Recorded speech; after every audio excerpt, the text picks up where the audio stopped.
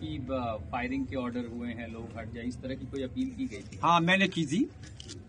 वो ये था कि मैं मौके पर उस टाइम गया था, मुझसे डीएम साहब ने कहा था, एसपी साहब ने कहा था कि आप मौके पर जाएं और भीड़ को आप सेटिस्फाई करें। मैं गया था, तब मेरे सामने डीआईजी महोदय, एसपी और डीएम आपस में ये डिस्कशन कर रहे थे कि तुरंत गोली चलाने का ऑर्डर लिया जाए। कौन कर रहे थे? एसपी साहब थे, डीएम साहब थे और डीआईजी साहब थे। मैं उस टाइम वहां मौजूद था। तब मैंने ये सोचा कि अब गोली चलने ही वाली है। मैंने पब्लिक से अपील की, बहुत ज्यादा अपील की, वहां पहुंचकर भी अपील की, लेकिन 75% लोग वापस चले गए। कुछ लोग यही सोचते रहे कि खुदाई अभी भी जारी है, ये खुदाई क्यों हो रही है।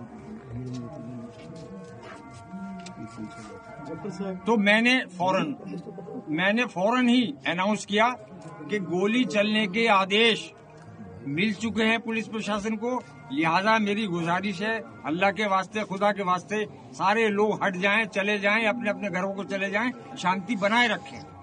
उसके बावजूद भी कुछ लोग वहां ये जानने के लिए रहे कि क्या वाकई में जामा मस्जिद की खुदाई हो रही, और किसी लिए नहीं, इसलिए। लेकिन खुदाई की अफवाह किसने फैलाई? जी, खुदाई की अफवाह किसने फैलाई? खुदाई की अफवाह इसलिए फैली कि वो पानी जब चारों तरफ चला तो पब्लिक में ये अफवाह हो गई, ये भ्रम हो गया, ये हो गया कि खुदाई चल रही है इसलिए ये पानी आ रहा, क्योंकि वो पानी आने का कोई टाइप था नहीं। अंदर से लगातार अनाउंसमेंट भी हो रही है और उसके बाद भी अफवाह फैल रही है, तो ये तो कहीं ना कहीं आप लोगों की कमियां रही ना?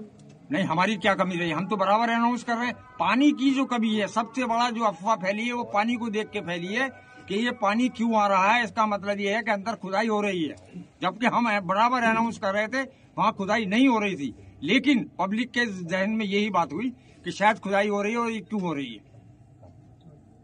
जैसे पुलिस का तो ये मानना है कि गोली जो है पुलिस ने नहीं, पब्लिक में ही चली है। ये कहना बिल्कुल गलत है पुलिस का, ये कहना बिल्कुल गलत है।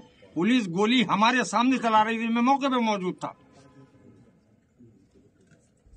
पब्लिक की तरफ से मेरे सामने कोई गोली नहीं आई।